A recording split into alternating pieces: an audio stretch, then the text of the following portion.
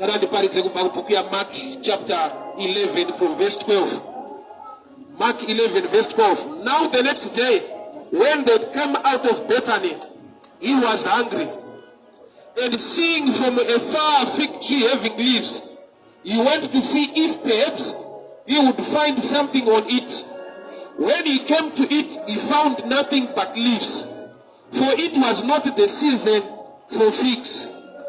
In response, Jesus said to it, let no one eat a fruit from you ever again. And his disciples heard it. The rest of the story, the tree withered. So Father, we thank you. Speak to us, instruct us, empower us. For the glory of your name, in the name of Jesus. Amen. That is all about the sorrow. But the ability to create a season out of a season. Look to be. Jesus waenda kubutua monda shida maonde. Isilinguwa maonde ndo kuvama shaiwa. And he was not happy. And ordinary men akadamu chaka chino mwaka usiri chini hicho chaka chishaiwa. The obvious reason they put it's not the season. I love and respect the statement in God speaks the right word in the right season. That's true, but that's another dimension. There is another level in God where he speaks a word to create a season. In every season is mighty and powerful. Hakuna nguva yatinoti hapa ndo munga ashinyatsoita nekuda kokuti zvakati kana tiri muna Mwari. Muna Mwari mune effect yeumwari wake, his presence ikavapa nzvimbo. Naimwe nguva vanhu vakakavadzana, Mwari vakataura naAaron naMoses kuti ayochiunganidzai tsvimbo dzemaelders ekwaIsraeri. Tsvimbo ichatungira ikava nemaruva ndoye munhu wandakasarudza vanhu varege kuitisana naro. Tsvimbo dzevanhu dzikaiswa mutent of meeting. Mangwanani ndobva vaona tsvimbo yaAaron yakatungira ine mashizha emuti womualmond nemaalmonds acho. Tsvimbo dziri paplace imwe chete, but Mwari nekuda kwokuti vakasarudza Aaron, tsvimbo yaAaron ikava nemashizha ikava nemichero. Muti chaiwo uri rooted on the ground unooperator nemaseasons. Uchiwana mvura yakakwana, but kana isiri season yacho haugoni kutipa fruit nokuti haisi season. But chinonzi tsvimbo it's a dry stick, chisina maroots, chisina any connection. Zvikafanana neupenyu hwomwe munhu ari pano, kuti une vanhu vaunoyemura vane ma-connections, vane ma-roots, vari grounded. Iwe uchizviona kuti ndina hapana anondida, hapana anondifarira, hapana pandakatsamhira, hapana ndoimba napo kuti apa ndinogona ndichaita zvakati. I've come to tell you this. The presence of God can overshadow your life. Unopa testimony yemichero usina miti. Upenyu wandaona ndiri muna Mwari, Mwari vachizviita. Usina mamwe ma-connections. But kana Mwari vada kuti zvimwe zvinhu zviitike, unosangana nekuita kwaMwari kwokuti unoshaya kuti zvakatangira papi, nokuti handaigona kusvika apa ndega. Hapana munhu aigona kundisvitsa. Asi shoko raMwari rinoti the end of the Lord is not short. Ndauya kuzopa hope kuno mumwe munhu nhasi. Ndauya kuzokupa tarisiro yakanaka muupenyu. Kuna Mwari kudenga nenyasha wekuti akavhumamira upenyu hwako. Maria anonzi wawanirwa nyasha naMwari, you are favored of the Lord. The Holy Ghost will overshadow you. Zvoreva kuti iwe Mary usina kuziva murume, but uchava nepregnancy inowanikwa nevanhu vanenge vaziva murume, which means une vanhu vanotarisira kuti dai vakuziva. But let me help you this way. Whether vakuziva kana kuti havana, when the grace of God overshadow you, unoita maresults anowanikwa nevanhu vane varume vakaziva varume, iwe uri a virgin anonzi Mary usina kuziva murume. Kana shoko richiti mhandara ichava nemwana, zvotoreva kuti iye ari mhandara anenge akatakura zvisingatakurwe nemhandara. Life iyoyo vazhinji tinenge kuona muna vamwe vanhu. Vanhu vachikupa testimony vachikuudza unotayo unofunga da kuti simbisa da kuti nyepera, nokuti hazviite kuti kana usina kuziva murume ungave nemwana. Maybe that's why zvipo zvekukorokotedza kuberekwa kwaJesu hazvina kubva kuma-locals.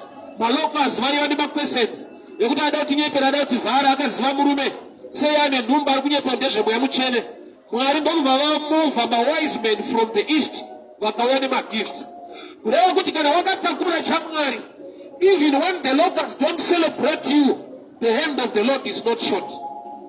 Kana une chamwari zviri mauri, vakakukomberedza vakakufuratira, iye akanyemwerera upenyu hwako, ruoko rwake runostrecha zvekuti zvipo zvakapiwa Jesu hazvina kubva muarea yaakaberekerwa. Vanhu vakatobva kune imwe nyika kuuya nezvipo zvake. The locals havasi kucelebrata, but nekuti ndechamwari akareceiva gold rake even in a manger. So Jesu aenda pamuonde isiri nguva yemaonde. Reasoning inofanirwa kuitika ndeyekuti haisi nguva yacho.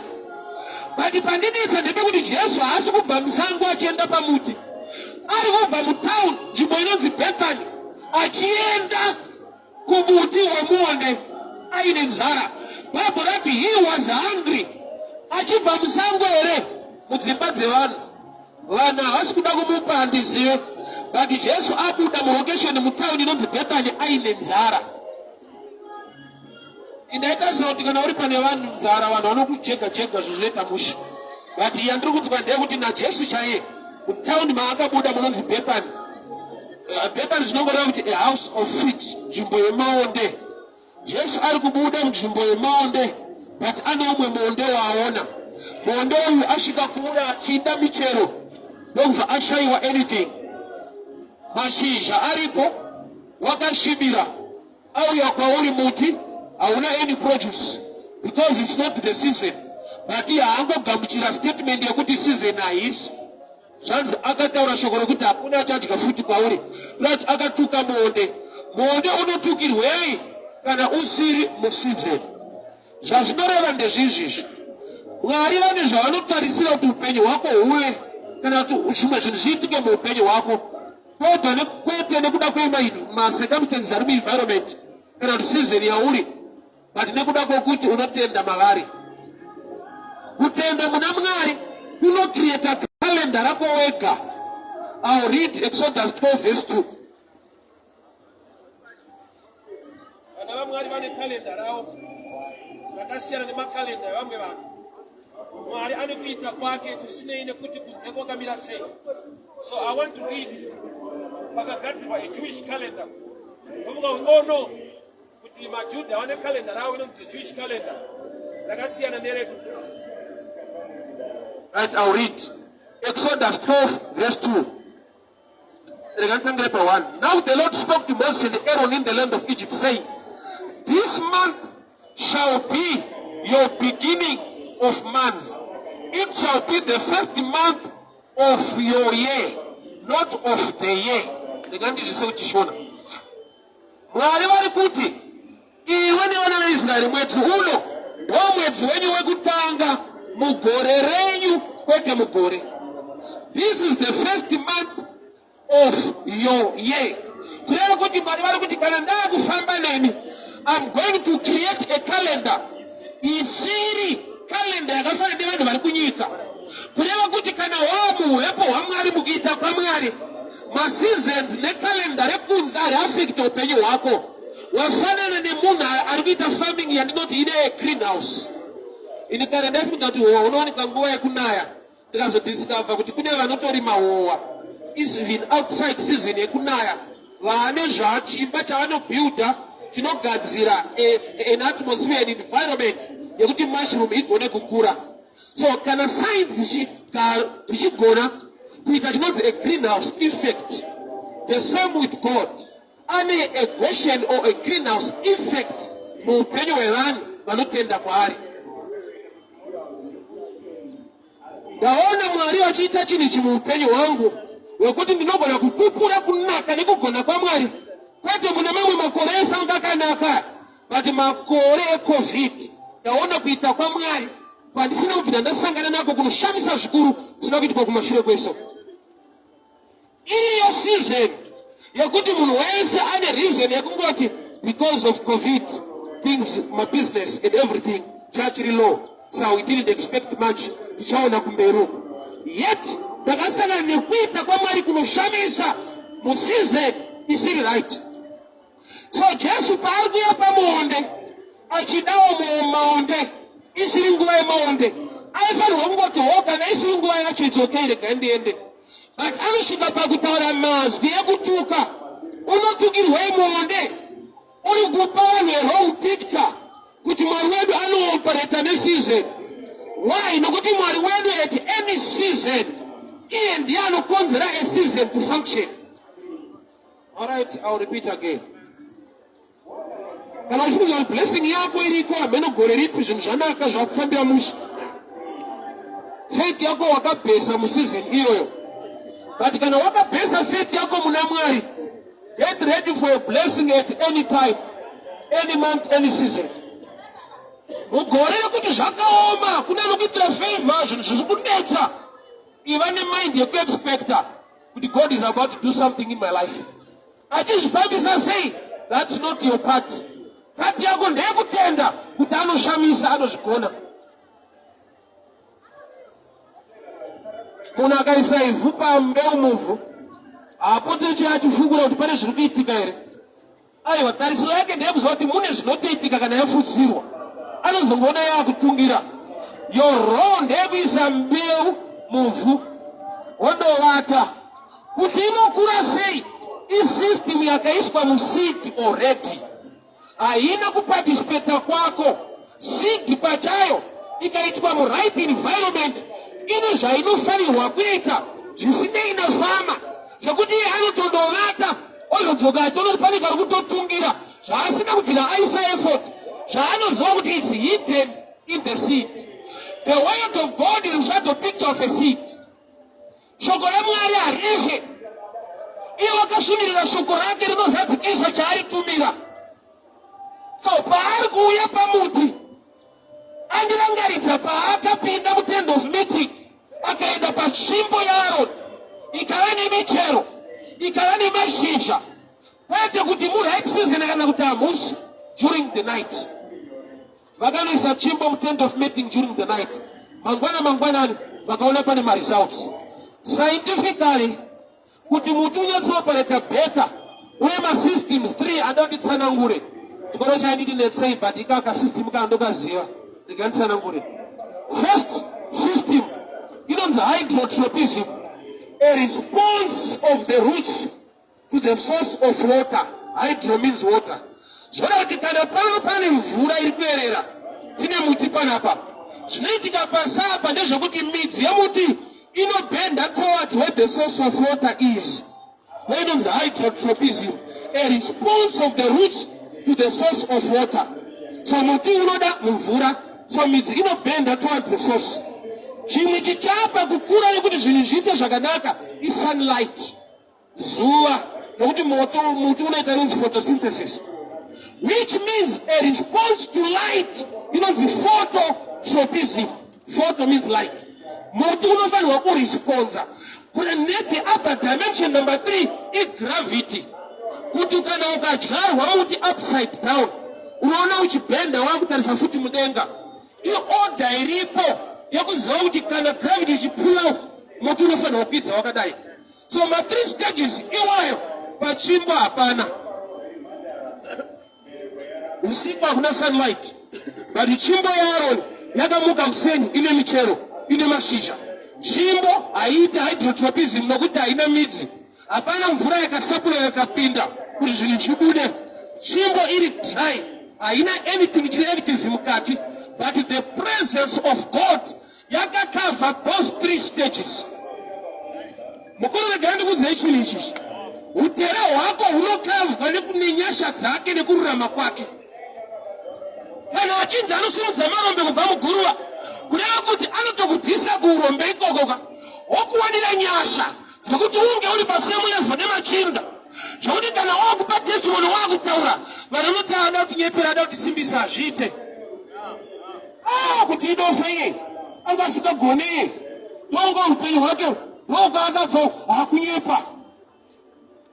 Nabhuru wangu anaitaura naye ndikati vanasikana vangu 2, I've got 3, 1 a boy, but ndichine vanasikana vangu 2, umari grade 7 umari grade 3, taigara mu1 room.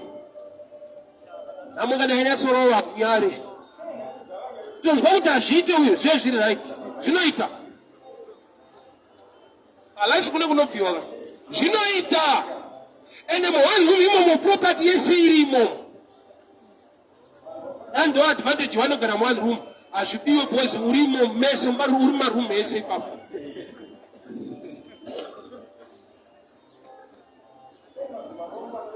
asi kudenga kuna Mwari pasina human effort. Mwari ega ndiye akaita tsoro dzake.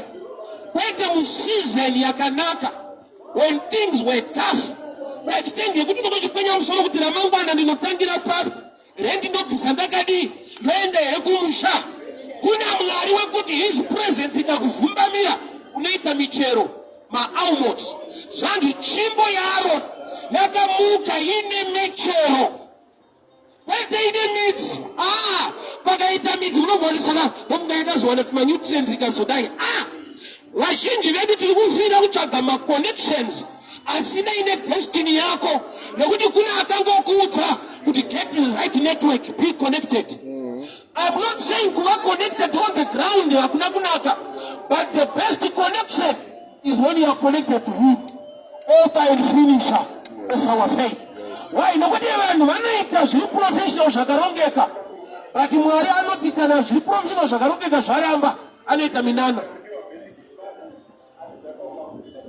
Vanhu havaite mamiracles vanoita zviri maringe capacity dzavo.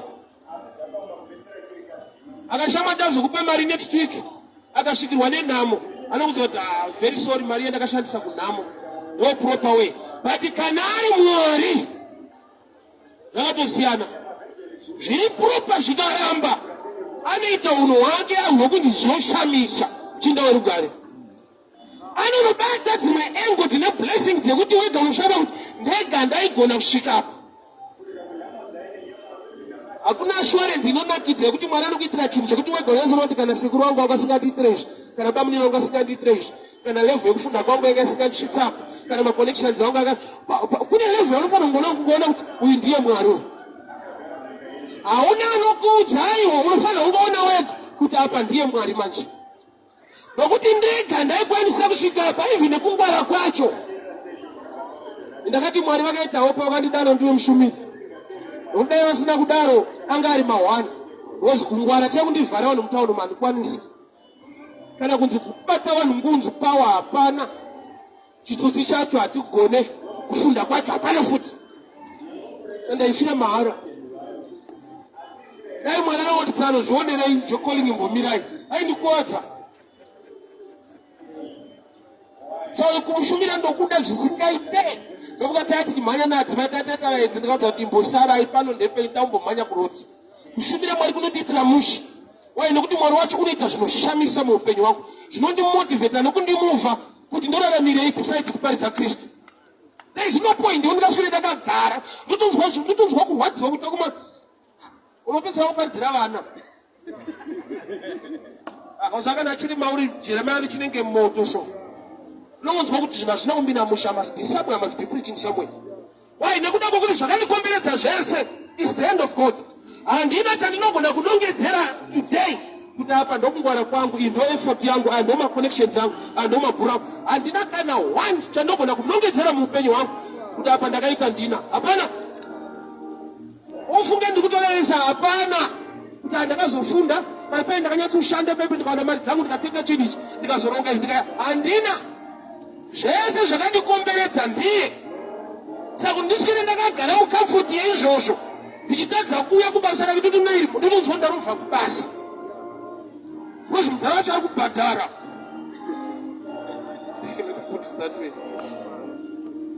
Kurarama kwake kunondipusha kuti ndiregere kugara pasi.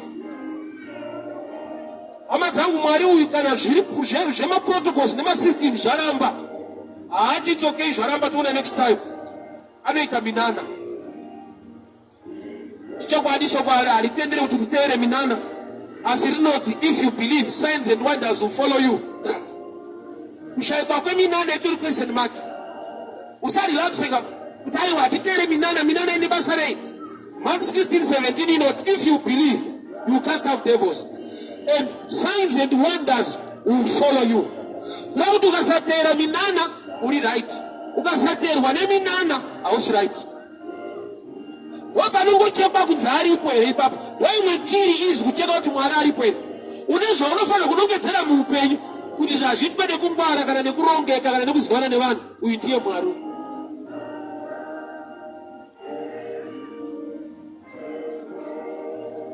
Nokuti pane pekuti ukaitirwa nemunhu anokuziva unoti pamba akunyara kunzwira tsitsi.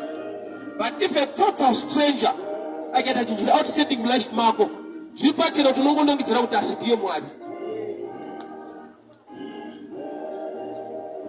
There was a man akatiblessa akandiudza kuti Mwari ndiye atiri kuitire. Saka Mwari akanotaura nemudharo. Ini Mwari wacho akasinondiudza kai. Ndono mudharo wacho unondifonera kuti Mwari atiri kusoti. Anotaura nevanhu naye. But makandiziva sezvanzi aiwa iye ndiye adaro. Kureva kuti tsvimbo yaAroni haina midzi. Iwewe hausi rooted. Hauna midzi, hauna ma-connections ari strong on the ground. Utoriwonherera zvako nekufunda hauna kana vanhu vanokufarira. But I've come to tell you this. Tsvimbo yaAroni haina kutanga yapiwa midzi kuti izova nemashizha nema-almonds. Zvanzi mweya waMwari wakangovhumbamira mutent of meeting. Mangwana kuseni michero ikuwanikwa patsvimbo. Tsvimbo ipicture yelife iri dry, isina ma-connections, but yatenderwa kupinda muuvepo hwaMwari. Indakati tinofanira kukupusha kuti utsvage Mwari. Iyo yekuti hapana iri pauno chaunogona. Why? Because nyika isimudzire marombe. Akabuda pachena kuti ndinosumudza marombe ndiMwari. Nyika itendere izvozvo kana uri rombe watonyura. Hapana paanogara kuparliament kuti pane mukomana wataura pamusoro pose ari pabridge muitewo minister nomupewo muposition. Havadi kutomunzwa nezvako. Mwari chete ndiye akati tsano muri pabridge ko mukadai tisumudzane zve. Hallelujah. Otadza kunamata Mwari wakakomberedzwa neenvironment iri hashi kudaro. Kuti price yeshuga mushopu yaminista ndo price yeshuga kurofa. Nyika haisi fair guru. Hakuna maprice yavanhu vanotambudzika. Hapana paunombonyarwa kuti zvakaoma kana usina mari yaturiwa pasi. Ukada kuzviona kuti zvakaoma kusvika level yekuti ukaenda kuna doctor ndokuti haashande nemwoyo, unotanga wasvika kuna receptionist obhadhara mari yacho wozoona doctor. Even akatopfuura uri pawo watogadzikwa pawheelchair anosvikira kuofisi kwake. Iwo hautatire wegati manonza uyai nekuno kune mari yavanoda. Tsitsi dzadoctor dzakabviswa is so professional zvekuti akaita zvetsitsi anokuroka. Watoda Mwari asingabhuroke ane tsitsi dzekurevesa zvekuti kana zvinoda kurongwa zvacho masystems anoda kuti vanhu vakuitira akaramba anoita munana. Warunzi dai waenda kuscan waone kunzi kensa yapa wozonobhiyo kupiswa zveitwa sei mari yacho hauna, Mwari wacho futi haudi. Isi saidi yakutoronga. Indaiti pamwe zvikanetsa munhu anoda Mwari akutoni mweya kuti zvichioma kudaro haadi futi kunamata. Jesu wakaenda pamuonde isiri nguva yemaonde akamashayiwa haana kuti it's okay, it's the wrong season. Akatuka muonde anotukirei his presence. Dai muonde wakazata auya ndiani waingoti Ishe itaise kuda kwenyu waiwana ability to produce. Mary paakataiwa sekuda kwenyu ngakuitwe akatakura pamwiri. Because she was in agreement with the word. Buru ukawirana nerandiri kuparidza raKristu Jesu uchaona kuti haana kugumira mubhaibheri zvinoraramika zvinoitika. Wako upenyu hamboutsatsa kana kusika nyika yese wakatora 6 days kokusota iwewe. You can do it. Wakaikwa akaprograma mendi yako akakunyepera. Taiwo Mwari hambokuda iwo hakunyepa. Wakatata zvakati, ukatata zvakati, ukatata zvakati, ukatata zvakati. Mwari haakuitire nokuti uri mutsvene. Mwari mutsvene anokuitira nokuti wakatenda muna Jesu anokuita mutsvene. Unofungidzira kuti iwe akatadza. Wakava mutadzi nekuti waberekwa nembereko yaAdhamu akatadza. Even ukasatadza chini ukasvika kudenga unoenda kugehena usina kutadza. Why? Nekuti ukasagamuchira Jesu waramba nzira yeruponeso. Wava mutadzi nekuda kwembereko yaAdhamu wekutanga. So nyaya iripo ndeyekuti gamuchira Jesu unatswe uwe musystem inoacceptwa nedenga. Hama dzangu, masizeni atakamira nguva dzatakamirira dzinogona kusafana, kana dzikakwana dzinogona kusaita musha. Tine munhu ari kuti aya pane pazvichaita musha muupenyu, pane pazvichanaka. You wait till you die. Hakuna nguva yakanaka. Kune vanhu vanoita zvakanaka chero nguva. Dai kune nguva yakanaka. I remember vanhu vachimbotaura so. Hapana maberekwa nguva yakaipa. Kana zvinhu zvazviri right. Wacho ari kukudaro ukapiwa foto rake ukaritarisa zvaanga ari pazvazviri right. Akaachivhei muupenyu pazvazviri right. Hapana nekutopedza kuroora hana. Iye wacho akaberekwa zviri right. Vana ndo vakutopedzisa roora yababa. Vanoti maberekwa nguva yakaipa. Kureva kuti that's a lie. Nyaya haisi panguva, munguva waipa. Nekuti kune vanotawana zvakanaka munguva inonzi yakaipa. Why? Nekuti Mwari wedu haasi Mwari anopareta neseason. Why? In any season you can make a difference. Yatara neama yangu yakandishetsa tichienda ku Israel about 3 weeks ago. She paid for the tickets, hotels and everything. No matter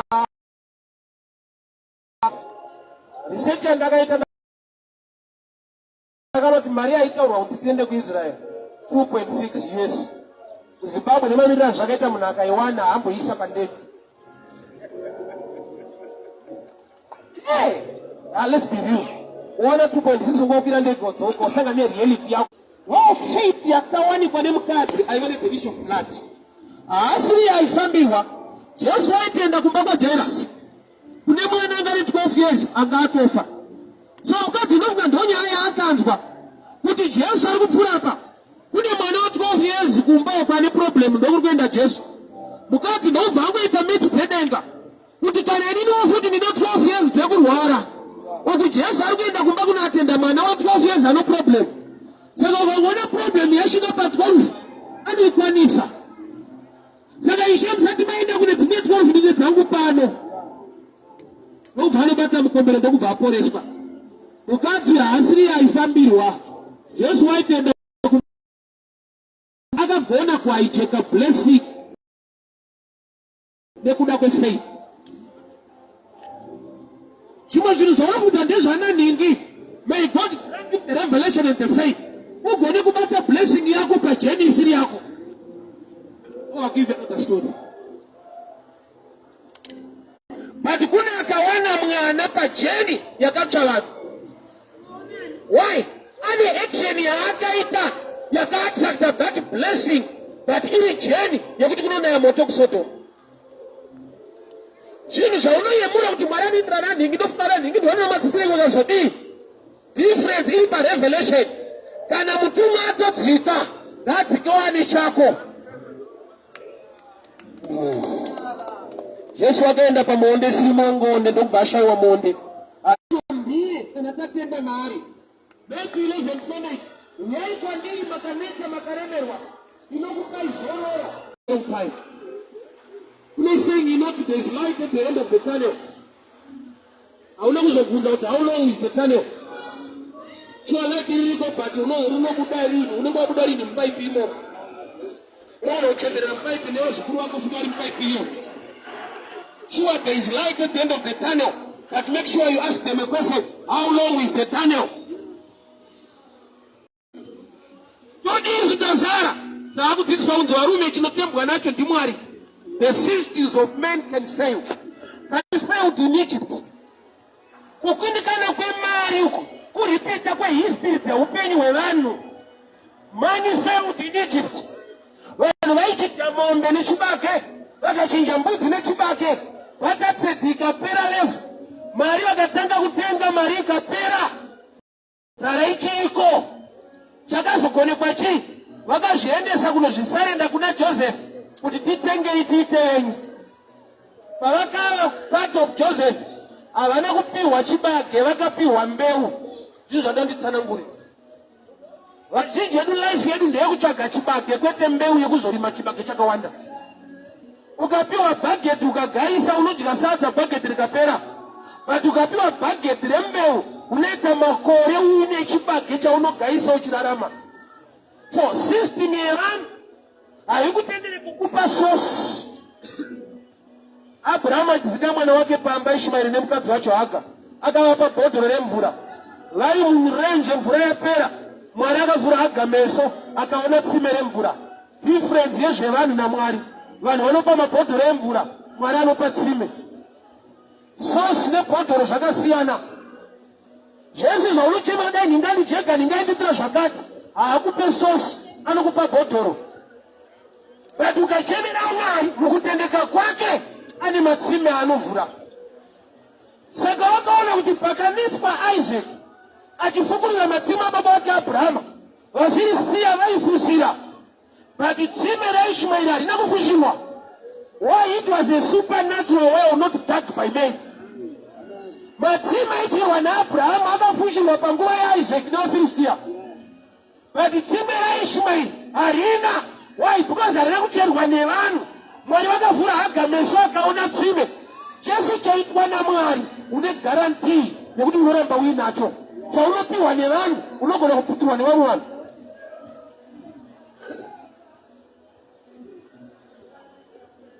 Nongonzwa zvachinja kuti aiwa toda kuisa rodhi papazaimba. Apa takarongerwa nabamunini wangu ari kukanzu. Ndibamunini. Pasumuka vamwe bamunini vasingazive Joseph. Bible rinotaurwa kuti kwakasumuka umwe mambo Faro, a new Pharaoh, asingazive Joseph. Maseasons epanyika unozembera munhu nhasi, but mangwana panosumuka Faro asingazive Joseph. But kudenga kuna Mwari anoziva Joseph. Iye akakuziva wasiyana nemunhu azivana naFaro. There arose another king who knew not Joseph. Imagine vanhu vese vaingoti Joseph, Joseph, Joseph. Kwasimuka umwe Faro baba asina basa kuti Joseph ndiani. But vanhu vakaponeswa vakararama nei kuna Mwari unoziva Joseph uye nevana veIsraeri.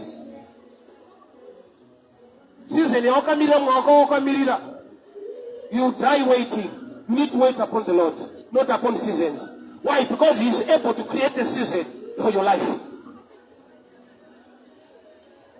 Akashaiwa maonde, isiri nguva yemaonde, akatuka monde. Kukuratidza kuti muti hauite zvemaseason. Paakatuka monde, akaenda. Mangwana akupfuura mangwanani, Peter akati she muti wamakatuka uyo waoma kubva kumiti.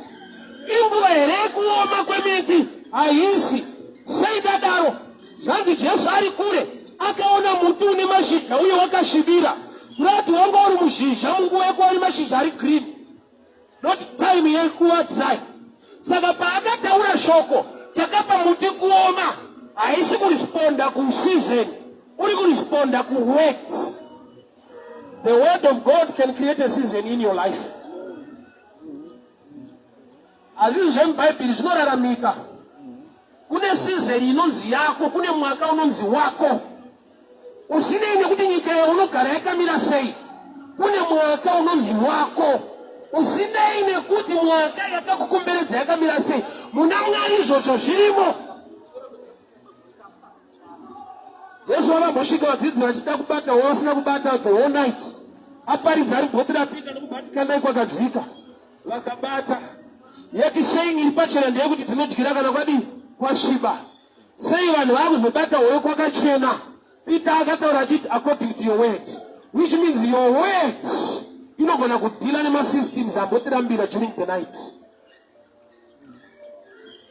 Hakuna mwaka wakanaka, kuna Mwari akanaka mumwaka. Hakuna nguva right, kuna Mwari akanaka munguva. Time yese wakamirira zvese zvawakamirira. The devil ari kukorrupta mind yako. Hakuna good time, hakuna better season unofa.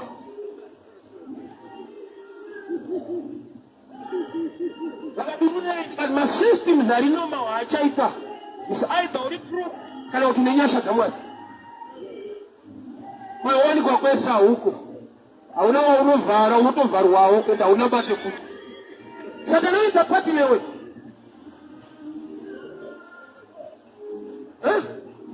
Hauna unovara uno unotovara wao. Wokuchemera una kwenda mwari wacha una mate futi. It's time you make a choice. Usarende upenyo wako muna Kristo. Andisi kuti church kana kuti muna pastor. Muna Kristo. Ndiye anokugona, ndiye anoita minane andiri kutaurai. Varume pane life yokuti unyauchaona kuti pana pakashayika miracle ndanyura. Why? Because kufunda andina hama andina. Kana ndakafunda ma connection ndisayofuta andina. Kune life yokuti ukatarisa weka. Unotaiwa mfundisi uri kutaura inini. Because ndikakeshaiwa munene wa Mwari apaita apa.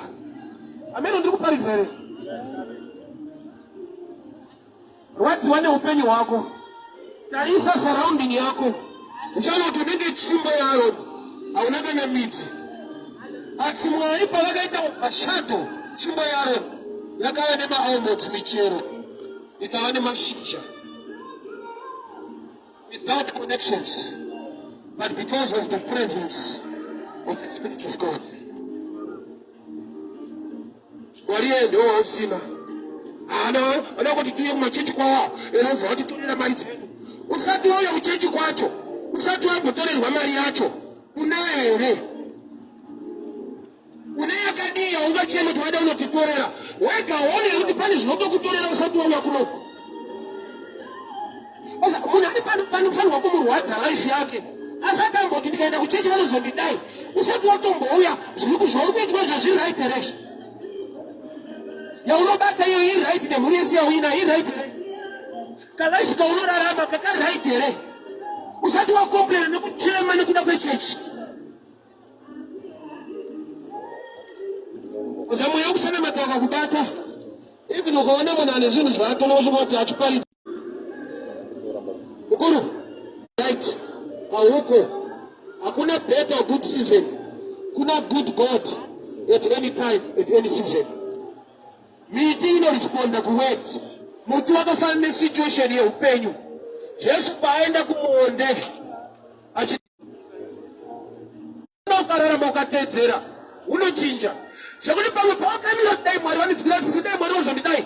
Tsitsi dzaMwari dzakaburuka kare. Vari kudiwa choice. Sarudzo. Effort. Nekuziva chokuita. Kunamata uitirwa unoita. Vanhu vanokonfisa kunamata nekunamatirwa. Kunamatirwa outside the hope ya anointing ne blessing released pauri. But kunamata kuwa iwe sekunga munhu uchitendawo muna Mwari wacho wewe ne ukama naye. Makuru kana mota ikanzirida kujumpa neimwe.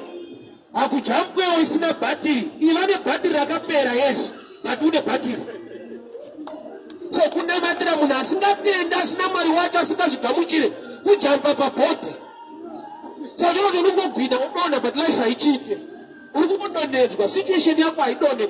Maura hamuna faith yacho neplaneti ichocho. I always tell people this ndikubatsira. Baba noti mwechina ikadzingwa munhu inoenda kunzvimbo yakaoma. Yozodzoka utasema ndakadzingwa makamira sei. Kuti demon rikanzi out right now. Ichokwadi rinobuda. But Baba rinoti rinodzoka futi kuzochekwa nemandakadzingwa haufa. Ariende via prophet wakaridzinga. Wasara wega rinouya kuzocheka masettings. So kunamatirwa demoni yoenda. Woshaiwa chaMwari chiri mauri. Zvanzi rinonotora mamwe madhimoni manomwe. Ouya kuzogara mauri. So kuenda ku deliverance usina information ne relationship na Mwari I risk. Nokuti haisi deliverance I refreshment. Kumbozorotwa but kana zvodzoka ma1. Saka uchiona even a man of God highly anointed by deliverance. Atange nekunamatira vanhu. Anotanga nekuparidza. Even prophet vanoona zvokuti fe. Avati vapinda muchechi voti mirailani apa ndinonge tsono. Vanotanga vaparidza. Funga kwako vanoparidzire ivo vachiona. Vari kuedza kuti information yandoda kukupai haina substitute neprofesi. Tabaiba nabasa naritupinda kwa prophet. That's an error. Why nokuti Satan chaicha akaita kuti atize pana Jesu. Haana kutiza kuti ndi Jesu. Akatiza zvaitaura Jesu. Achiti it is written. Kureva kuti zvekuti prophet elder nekuti kuti is not an issue to the devil. Even fasting aidzinge Satan. Satan anonzouya kana wapedza. Kunza Jesu. Paakapedza kutsanya Satan akauya. Fasting aidzinge Satani. Anotozouya kuzocheka kuti wapedza. Tichitanga graft.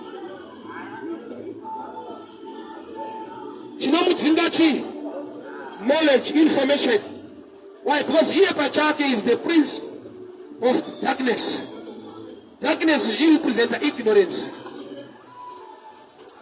So Satan jinja asikade kuti vanhu vanzwe information ye kingdom. Chaangafarire kuti unzwe nekufarira kuprofitwa nekunamatirwa. Kwarovha ati kuti vanhu vangu vaparara nekushayiwa ruzivo. Haana kuti vanhu vaSatani vangu kuti utori wake vari patimi rikuparara uripo. Mwari kana muizwani ndiri wenyu ndichiparara mandiregerera sei? Zvanzi vaparara nekushayiwa ruzivo. Kwete nokuti Mwari handizive. Ndinotoziva kuti havazive saka vari kukuwara. Investa time yako neeffort yako pakusika knowledge yekingdom. Usadhurirwa neBhayibheri, usangonakirwa nekuparidzirwa nekuenda kuchechi. Get information. Knowledge haina substitute. Hautsange usina knowledge. What zvinongoshanda inzwa. Kingdom yaMwari ine makeys. Haina chinonzi master key. Peter anonzi naJesu, I give you the keys of the kingdom. Which means madoors acho akawanda. Ende makey acho hapindirane. Kune zvinowanirwa neworship. Kune zvinowanirwa negiving. Kune zvinowanirwa neprayer. Those are kingdoms. Doors. Channels. Ezvinhu zvauri kutsvaka mulife. Mwari pachake achida kuvhina vanhu back to him. Wakatipa Jesu. For God so loved the world he gave. Mwari pakushandisa weapon yegiving. Ari Mwari ane power. Aigona kuti giving handiite ndokutora ibaiginya. Are so principled to a level that he is a servant of his word. Chari kuchigara achigara mwanakomana wake kuti achiwana vanakomana vevanhu. Haana kuti ndiri Mwari. Wongovhura denga rake kuti Jesu imbomira kudzika. Ndinganobvavhundutsira. Ukasanamata munotsva, ukasanamata munokwara basa. Ovhara makorari. Dai vanhu vari busy kuchechi izvezvi. But Mwari vanoona kuti munhu anamate by fear hazvisi proper. Munhu ngaanamate by love. For God so loved. Saka kuudza vanhu pamusoro pegehena harisi gospel zviziviso. Uchanotsva kune moto. Harisi vhangeri zviziviso. Why nekuti chinonzi vhangeri iway yekutiza rufu nekugamuchira Jesu. Jesu chete ndiye ari worth kuparidzwa kwete hell. Because gehena kunoenda munhu aramba Jesu. Manje munhu ukamudza pamusoro pegehena usina kumudza Jesu, wamunyima chinojengesa ikoko. Warning haisi empowerment. Taenda kumabhawa tainwise. Vanenge vakanyora pamapepa mastika iwa kumadziro so. Stick to one partner, be faithful. 8 kills. Yaiva warning. Nenda katubata tutu ndichichaiva baba. Pa kills ipapo tetiripo. Avangonyora kozvinondimisa here. Even kana vakatoridza masongs egospel awa zvitimuve. Pakunoborova masongs egospel. Tembo ndinacharamba kuti ndide vana vangu vararame neufeve ndakabata chifevi chacho. Hatina basa nazvo. Why masongs entertainment? As long as Kristu asiri kuministwa mandiri hazvindimuve. Why? Because the way to explain kuti utize chinhu ichocho, the love of God and what Kristu. Ukuru kadansa life yako ndaenda fambira nasi. Yako inoda miracle. Zviri proper chaicho ashikude. Kana kwatira pana tikakunamatira kuti right now aushandi, all right. Do not declare. Be a doctor in the name of Jesus. Wega unotobata rokota ndungodariseresi. Unotoziva kuti ndite doctor ka nyangwe Mwari achita miracles. Unoso what? Unozona kuti hasi Satani akunilambira but nega nonyatsoona kuti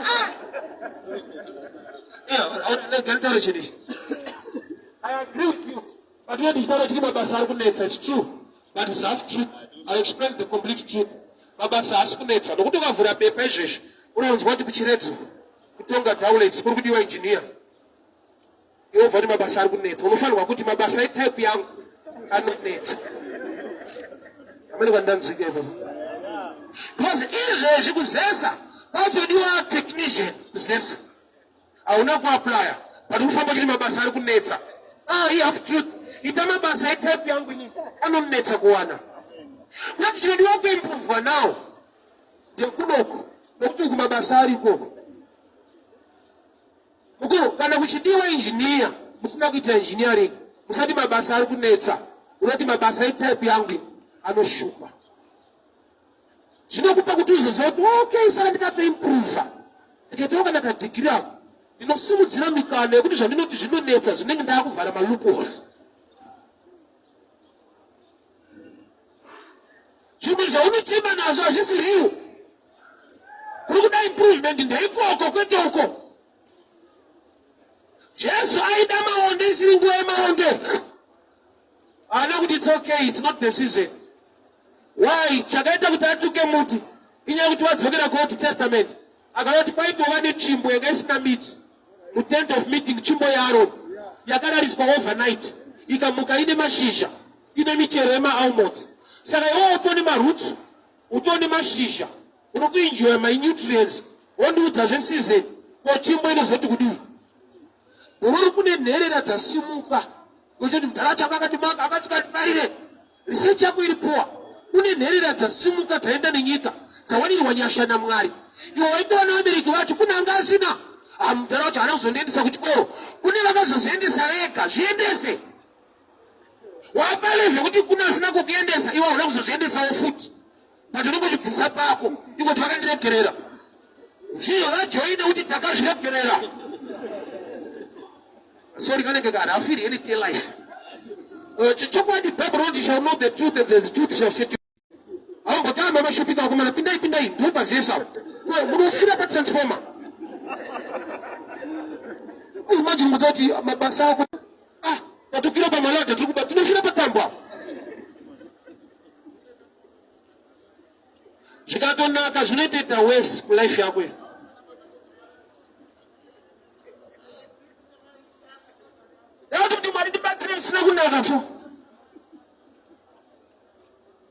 Kuna msikana anga akati Shatei ainzilia anga akati Nakei ainzi Rachel mningina wake aida kurorwa na Jacob ndi Rachel wekunaka Leah asina kuti Nakei darake Labani ndokubvaita metsi kwasha kana mada zorora tunoita mutambo wacho manheru ndokutsika ikuno aizoti kana kwasviba beauty aisenzi aida kuti aendese product isingadiwe. Baba usingadiwe zvine nguva yazvo.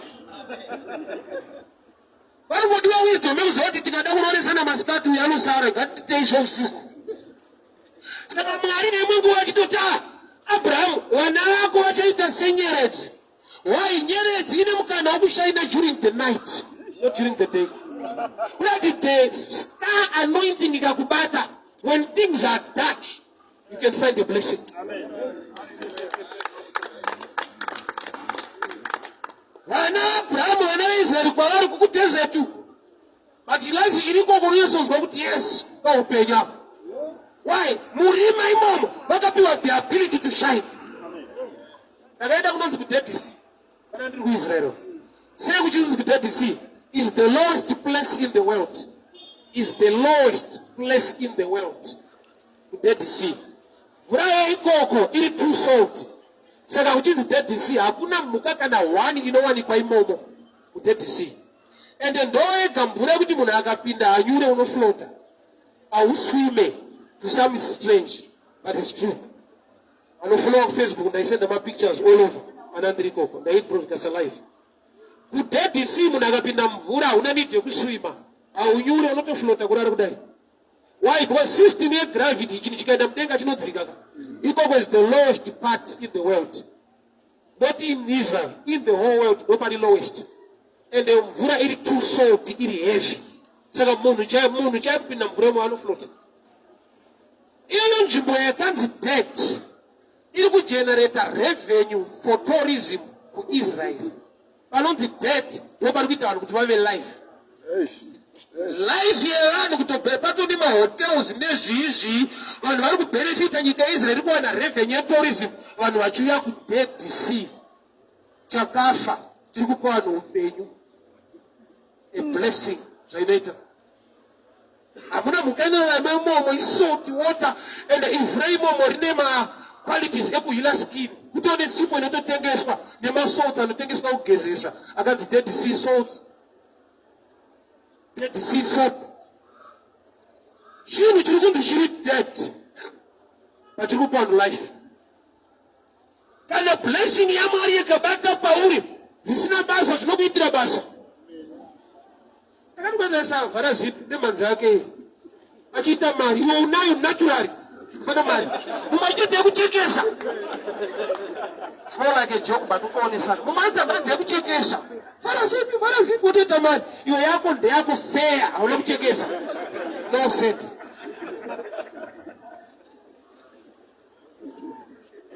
Sano panika Dead Sea kako Mwari ngaakudyisewo.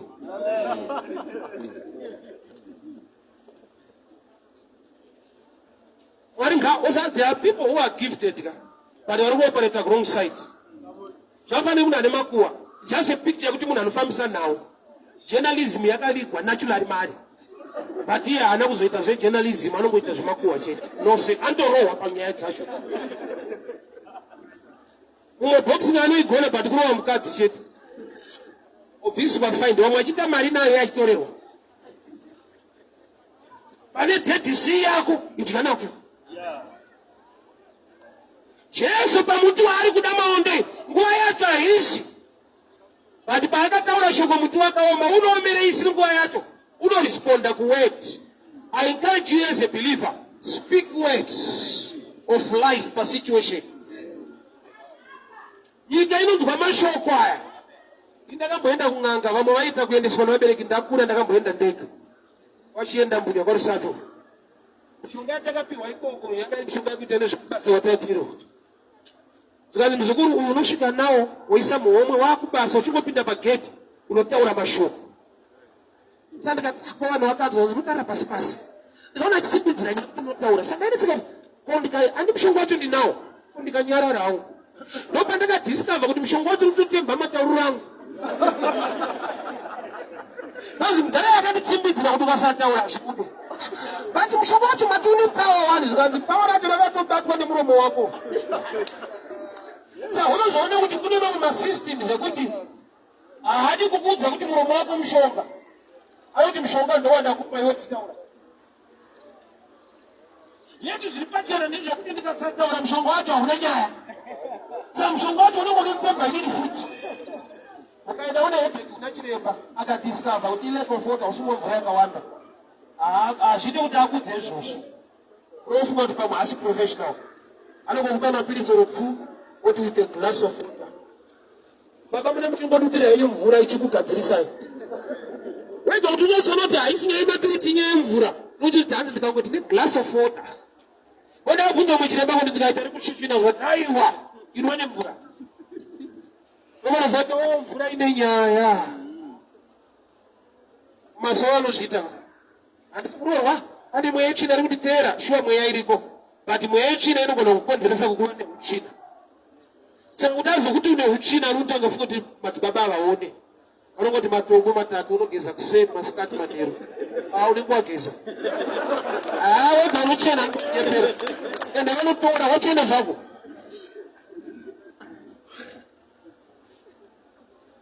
Muti wemuonda una chinhu. But Jesu akataura shoko ukaoma. Tsvimbo yaAaron haina kana midzi kana any connection on the ground. But nokuti yakaiswa mutent of meeting. Ndiri kuti kudii? Sangana naye Kristu. Avhumbamire upenyu hwako. Musangane nemafruits eupenyu hwako. Asingawanikwa maconnection ndiye amakufunda kana kungwara. Pari zvinongoitwa nenyasha dzake. Nyasha idzodzo ndadziona dzinoraramika ende Mwari uyu anozvigona. Na nobvira namboita dream one day kuti I will drive a car inonzi yangu. Ndichiti waitenga nei? Upi uchiitei? One day I was ministering panapa, end of 2013. There was a man I tell her driving school over and money kids. He's based in Bindura now. But I'm watching one to say good driver that Mukuru. At now Kura Bakone Motka and an idea and a better steering and quite no touchka. So one day he driving school young for free. The guy that get my lessons to get up east in the Cafoida at 3. Becomes gratis and got show Marine and Gonga Tower of Chingo Comborero of Haramba. Was a very bonus on Piramari. I'm just going to salute Piramari name. I think what I saw my rat. I'm not going to tell my issues. I go to the Shanti and Moraite. 40 times dog for that pass. License, yeah, but I got 3 months. I was ministering one day. I made in the mood. You think I'm not talking about the you cannot share it, man. You don't know 2 seconds. I have to take a motor wind. It's not going to pass. You don't put you what you find saying, doing that was on Zion. And then you not take a motor shade. Season EOO. I season you take a motor. This is in a Gunga needs a 50 cents angle without together. But the Chiboyaro Yagata Marua with overnight. Miracle Yagua, Itorima hours. You don't know to tend the anytime God can do something great. And the man is now based in the driving school. He came back to me the next year at Maragan Comborera. Nothing married for 8 years. It's not gonna one and the animal twins. And I'm Madam Sort of Bereka animal twins. I don't know. Anointing knows where the problem is. Mukads an issue of blood. And I'm teaching you to open the Gazudi. Bata Bata, Roparaka Mira. Lord, the power, you cannot address where the challenge is. Anointing, you're not finding the spirits. Can I only eat the cook and one spirit? I'll thank you what I will. Put himself to spare him to book Yakum Soro. Who can go on one is the problem.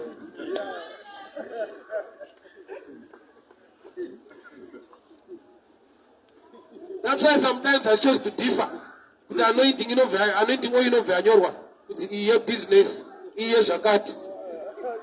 Can I hear anointing? You come and show you. I do good on him, cut about an issue of blood. It knows where the problem is.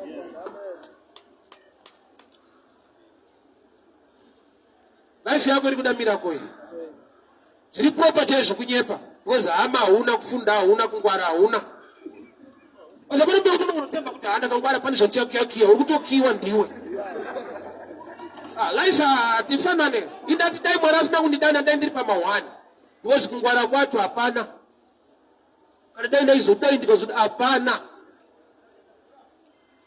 Utidana kandisia ndiri pama wani. Yako life inoda mnana.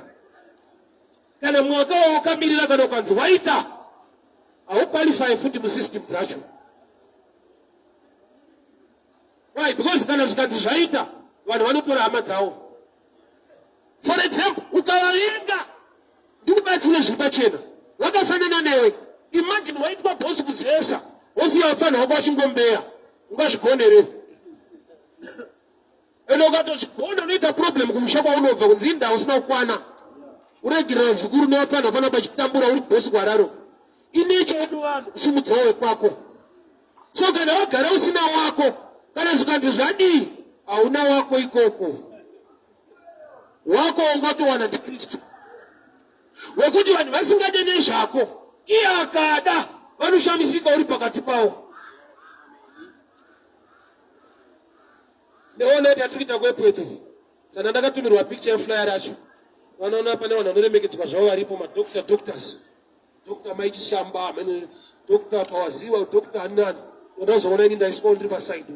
Dziripo. Ndikutokwana kuma doctor imo. Brand new area dzandoktora pawo izvezvi. Ukasada Mwari zvazviri zvibururu wafa. Zviri kutomira vakangwara nevakafunda. Usati nyika ina vanhu vakafunda mari chite zvari kuita. Vakatofunda mariyo nemabhuku iwayo. Kune system yekuti kana yabata spiritually natural intelligence hadzisenzi.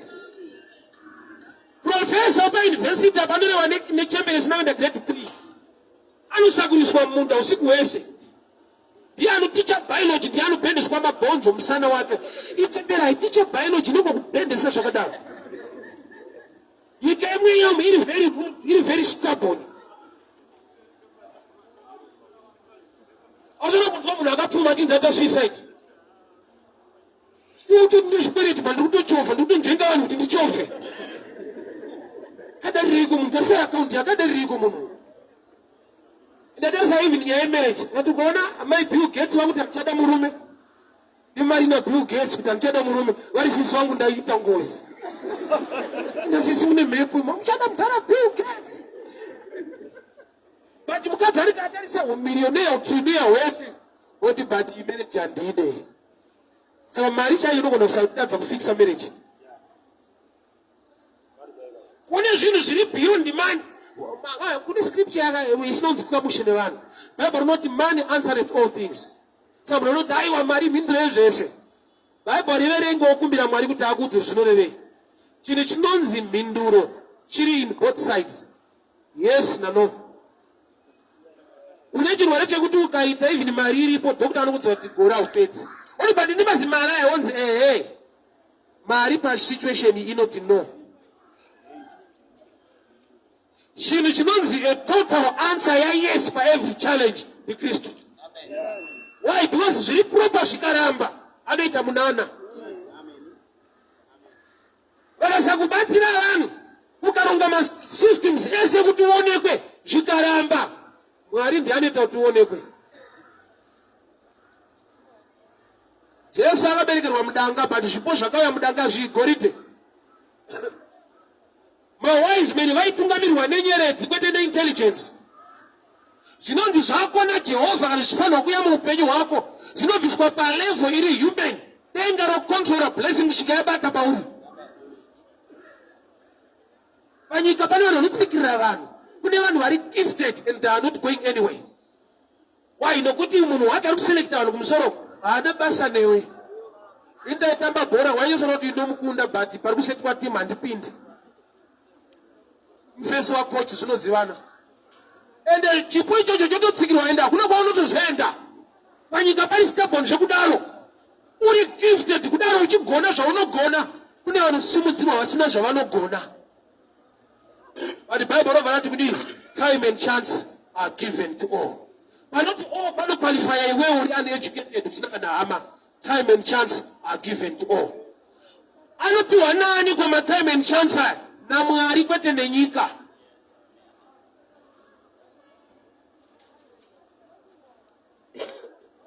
Sure, tomorrow we are here as well. But muna matongo ndio kuti dai Mwari atiwanira nyasha. Zviri normal nezviri proper zvichaita. Pakutoda munana nenyasha dzinoshamisa. Maria nyangosina kuziva murume asi uchava nemwana. Hama dzangu kuzivana nevanhu kune zvakunotipa. But pano pekuti vanhu havadi kukona kusiyaseta newe chiziva Mwari. Anokupa maresults angatofana nevanhu vanozivana nevanhu. Hama dzinokanganwa. Munhu anosvika pakukanganwa nemwana waakabereka. Munhu ari stubborn ka?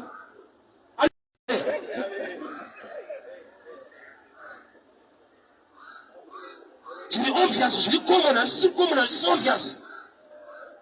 Ukatachandida because murume wangu. Kunamata wana chitokuda. Haisi nature yake. Kune zvinotomurwisa. Kuti asagamuchire zvinoti zvake. Breakthrough ndataura favor. Kuva fruitful kwevana venyu mune zvavanobata. In hard times.